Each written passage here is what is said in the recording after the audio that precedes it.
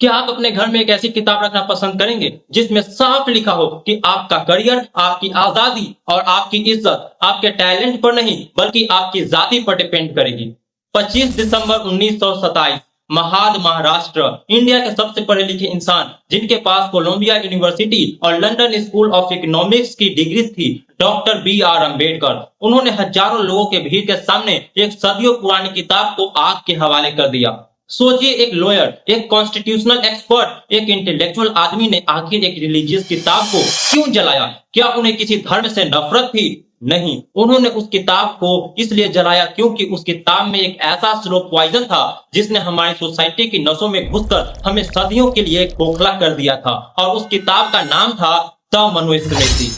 लेकिन आजकल इंटरनेट पर एक नया ट्रेंड शुरू हुआ है। कुछ मॉडर्न इंग्लिश स्पीकिंग बाबास, एसी में बैठे पॉडकास्टर्स और कीबोर्ड वॉरियर्स आकर इस किताब को व्हाइट वॉश करने की कोशिश कर रहे हैं। वो कहते हैं कि अरे ये तो सिर्फ डिवीजन ऑफ लेबर था, या फिर इसमें तो ब्रिटिशर्स और मैक्स मलर ने मिलावट कर दी थी। सुनकर बहुत लॉजिकल लगता है ना?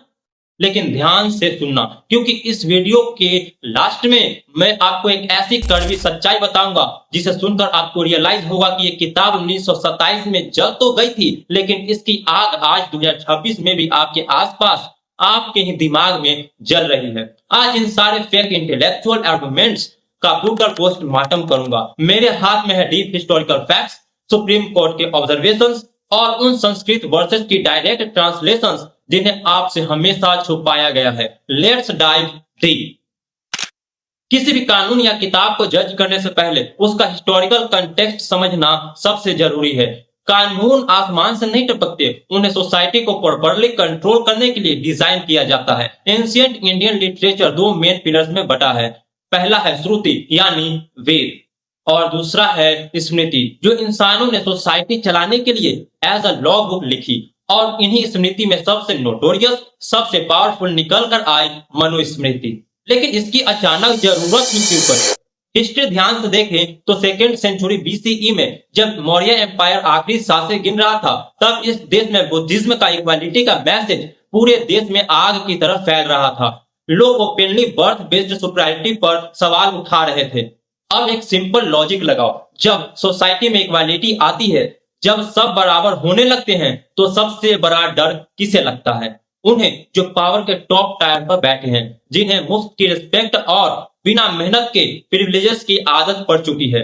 इस इक्वालिटी के नैरेटिव को क्रश करने के लिए और पावर को वापस इलाइट क्लास के हाथों में हमेशा के लिए लॉक करने के लिए उन्हें एक नया सोशल सॉफ्टवेयर चाहिए था। एक ऐसी स्ट्रिक्ट कानून की किताब जो इतनी रिगिड हो, जिसमें इतना डर हो कि सदियों तक कोई हिला न सके। और वहीं से जन्म हुआ मनुस्मृति का। इसने जस्टिस को कर्म पर नहीं बर्थ पर फिक्स कर दिया। आपकी मेरिट, आपका टैलेंट सब सेकेंडरी है, और आपकी लाइफ आपकी कास्ट से परमानेंटली लॉक कर दी गई।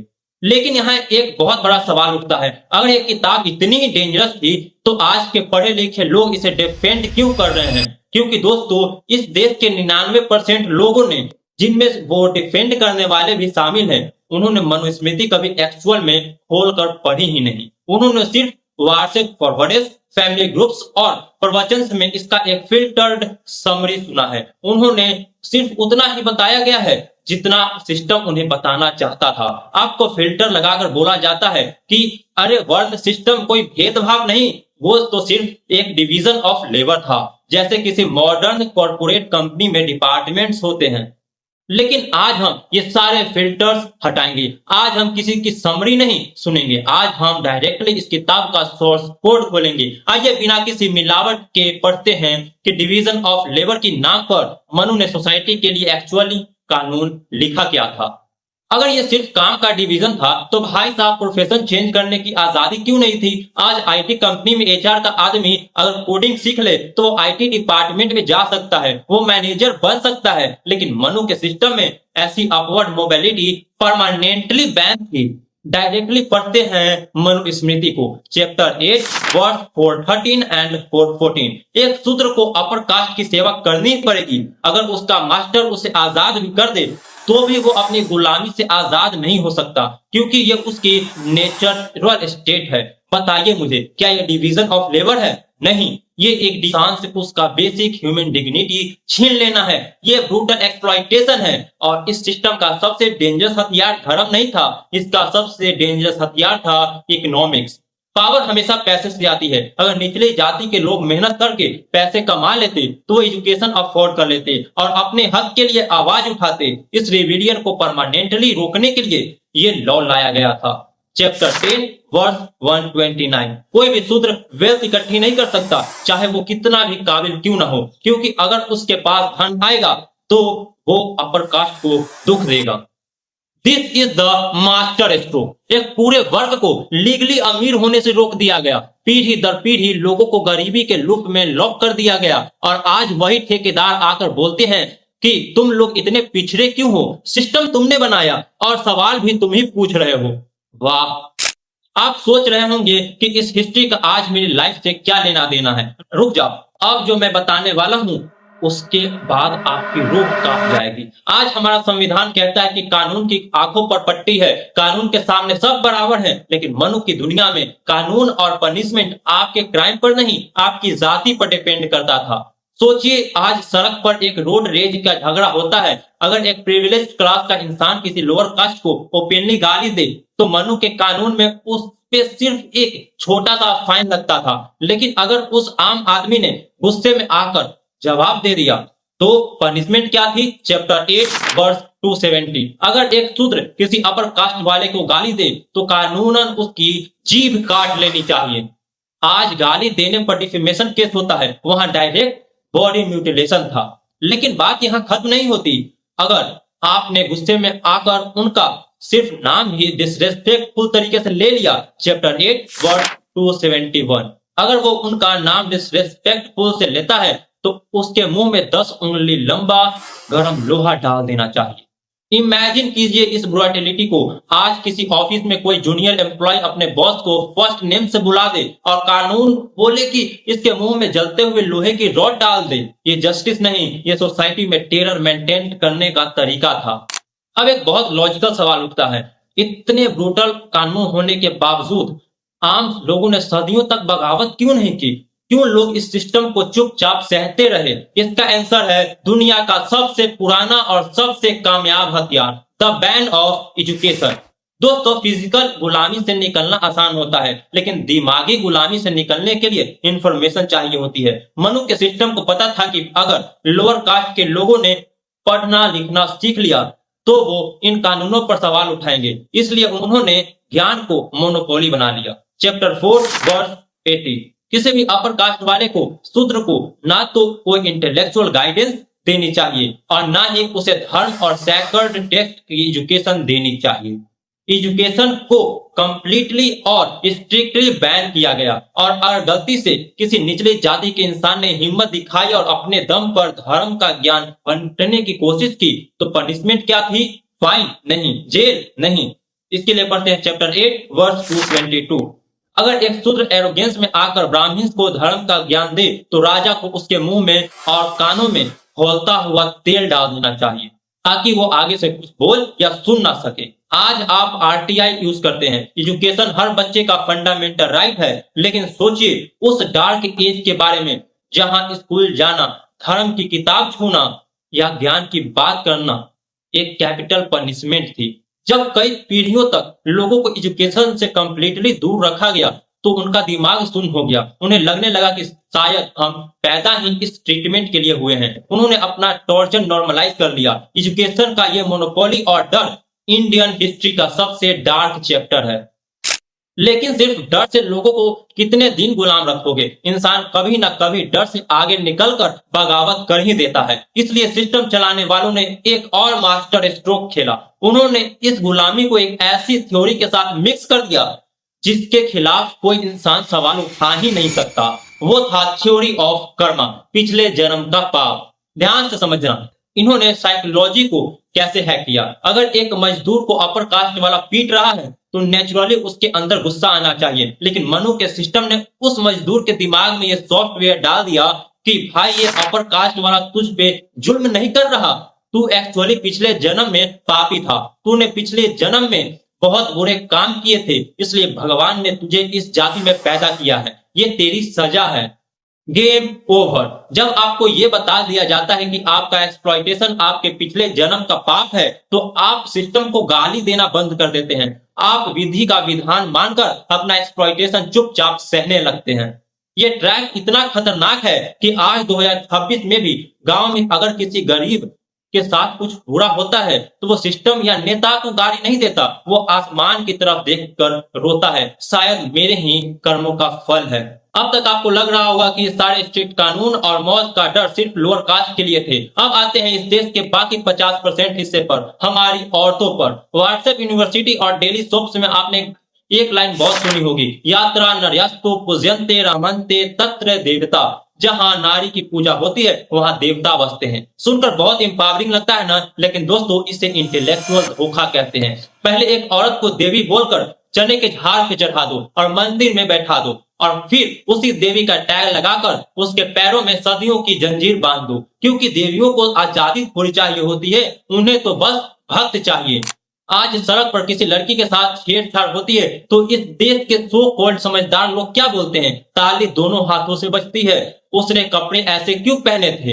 गलती एक दरिंदे की होती है, पर कैरेक्टर का नंगा नाच औरत का किया जाता है। इसे आज हम विक्टिम ब्लेमिंग कहते हैं। पर ये घटिया सोच आई कहां से? आइए इसका सोर्स कोड खोलते हैं। चैप्टर 2 वर्ड 213, 214 और 215। ये औरतों का नेचर है कि वो मर्दों को रास्ते से भटकाती हैं। इसलिए एक समझदार मर्द को कभी अकेले में किसी औरत के साथ नहीं बैठना चाहिए, यहाँ तक कि अपनी सगी माँ, बहन या बेटी के साथ भी नहीं।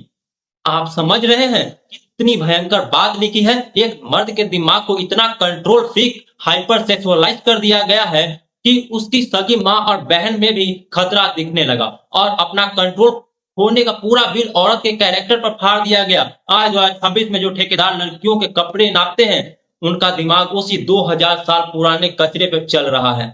ये विक्टिम ब्लेमिंग तो सिर्फ एक ट्रेलर था, असली खेल शुरू होता था दिमाग को बचपन में ही हाईजैक करने से। आज जब भी एक लड़की 22 साल की होती है तो रिश्तेदार उसके हाथ में डिग्री नहीं, शादी का कार्ड पकड़ा देते हैं। बेटी अब शादी कर लो, आगे एज निकल जाएगी। एक लड़की के लिए पढ़ाई से ज्यादा शादी जरूरी क्यों मानी जाती है? क्योंकि मनु ने औरत की आजादी और एजुकेशन दोनों को आग लगाकर उसे शादी से रिप्लेस कर दिया था। कानून देखते हैं चैप्टर 9 वर्स 94। एक 30 साल का मर्द एक 12 साल की लड़की से शादी करे, या एक 24 साल का मर्द एक 8 साल की बच्ची से शादी करे। एक 8 साल की बच्ची जिसके हाथ में खिलौने होने चाहिए, आज इसे पीडोफोलिया कहते हैं। आज ऐसी हरकत पर एक इंसान सीधा जेल में सड़ता है, लेकिन मनु का सिस्टम में ये आइडियल शादी थी। क्यों? क्योंकि 8 साल की बच्ची बगावत नहीं करती, वो सवाल नहीं पूछती, वो चुपचाप वही करती है जो उसका मालिक कहता है। और उसकी बची खुची आजादी को इस वर्ष ने हमेशा के लिए दफन कर दिया। Chapter 2 verse 67। औरतों के लिए वैदिक मंत्रास को पढ़ना कंप्लीटली बैन है। उनकी शादी ही उनका एजुकेशन है, और अपने पति की सेवा करना ही उनका गुरुकुल है। पति की सेवा ही उसका स्कूल है, यानी दिमाग को बड़ा होने ही मत दो। तो आज जो लड़कियां अपने सपने मारकर फोर्स मैरिज में घुट घुट कर मर रही हैं, वो इसीलिए क्योंकि उन्हें सदियों से यही फीड किया गया है कि तुम्हारी लाइफ अल्टीमेट गोल सिर्फ एक मर्द का घर संभालना है। लेकिन सबसे ब्रूटल, सबसे खून खौलाने वाला कानून आना अभी बाकी है। आज जब खबरों में आता है कि एक औरत को उसका पति जानवरों की तरह पीट रहा है, तो लोग आराम से एसी में बैठकर पूछते हैं, वो उस घटिया आदमी को छोड़ क्यों नहीं देती? वो छोड़ेगी कैसे भाई? हवा खाकर तो नहीं न जिंदा रहेगी। एक औरत फाइनेंशियल इंडिपेंडेंट होकर सिस्टम के बाहर ना निकल जाए, इसका बंदोबस्त इस टेक्स्ट ने सदियों पहले कर दिया था। Chapter 8 verse 416। पत्नी, बेटा और दास, ये जो भी वेल्थ कमाते हैं वो लीगली उस इंसान का होता है जिसके ये अधीन है। यानी खून पसीना औरत बढ़ाए, पर उसकी कमाई और उसका खून कानूनी हक 1 रुपए का नहीं। इस एक वर्ष ने एक जीती जागती औरत को इंसान की कैटेगरी से निकालकर एक ट्रांसफरेबल प्रॉपर्टी, एक सम्मान बना दिया, जिसे बाप पति को सौंपता है और पति बेटों को। अब जो लोग इन टॉक्सिक टेक्स्ट को डिफेंड करते हैं वो अपना आखिरी ब्रह्मास्त्र निकालेंगे। अरे भाई, इसमें तो मैक्स मलर और ब्रिटिशर्स ने मिलावट कर दी थी डिवाइड एंड रूल के लिए। चलिए इस मिलावट थ्योरी का भी अंतिम संस्कार कर देते हैं। मनुस्मृति पर सबसे पुरानी, सबसे ऑथेंटिक एक्सपेंटेशन जिस इंडियन स्कॉलर ने लिखी थी, उनका नाम था मेधातिथि। और उन्होंने ये किस साल में लिखी थी? 9th सेंचुरी सीई में मेदांती थी ब्रिटिशर्स के आने से लगभग हजारों साल पहले पैदा हुए थे। तब ना ईस्ट इंडिया कंपनी बनी थी, न मैक्स मलर पैदा हुआ था। एंड गेस व्हाट, इन पूरे इंडियन एक्सपर्ट स्कॉलर्स ने उन सभी ब्रूटल वर्सेस को एग्जैक्टली वैसा ही कोट किया है और उन्हें लॉजिकली जस्टिफाई भी किया है। तब जरा मुझे बताइए, क्या मैक्स मलर ने टाइम मशीन इन्वेंट कर ली थी? क्या वो टाइम ट्रेवल करके 9th सेंचुरी में गए थे मिलावट करने? ये मिलावट का एक्सक्यूज एक मैसिव इंटेलेक्चुअल धोखा है। ये व्हाट्सएप यूनिवर्सिटी का झूठ है। अब हम आते हैं सीधा आज के इंडिया पे। दोस्तों, ये आजाद देश किसी 2000 साल पुराने रूल बुक से नहीं चलता। इंडिया लीगली सिर्फ एक हॉली बुक से चलता है, द कॉन्स्टिट्यूशन ऑफ इंडिया। संविधान का कोर डीएनए मनुस्मृति के एग्जैक्ट ऑपोजिट है। मनु कहता है कानून पार्शियल होगा। हमारा आर्टिकल 14 कहता है इक्वालिटी बिफोर लॉ।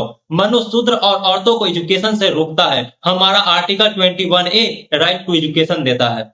संविधान ने पेपर पर तो रूल्स चेंज कर दिए हैं, लेकिन असली प्रॉब्लम पेपर नहीं है। असली प्रॉब्लम यह है कि इंडियन सोसाइटी के दिमाग का जो सॉफ्टवेयर है वो आज भी उसी पुराने मनु ओस पर चल रहा है। जब आज भी एक 18-20 साल की लड़की को आगे पढ़ने के बजाय जल्दी शादी करने का प्रेशर झेलना पड़ता है, वो मनुस्मृति है। आज भी जब किसी मॉडर्न मैट्रिमोनियल ऐप पर एक वेल एजुकेटेड इंसान पहले कास्ट का फिल्टर लगाता है, वो मनुस्मृति है। जब आज भी एक औरत को टॉक्सिक और एब्यूजिव मैरिज चुपचाप सहने को बोला जाता है क्योंकि उसके पास फाइनेंशियल आजादी नहीं है, वो मनुस्मृति है। जब आज भी देश में इलेक्शंस होते हैं तो नेता डेवलपमेंट पर नहीं, जाति के नाम पर टिकट बांटते हैं, वो मनुस्मृति है। जब आज भी किसी लड़की के साथ दरिंदगी होने पर सोसाइटी दरिंदे की जगह उस लड़की के कपड़ों का पोस्टमार्टम करती है, वो मनुस्मृति है।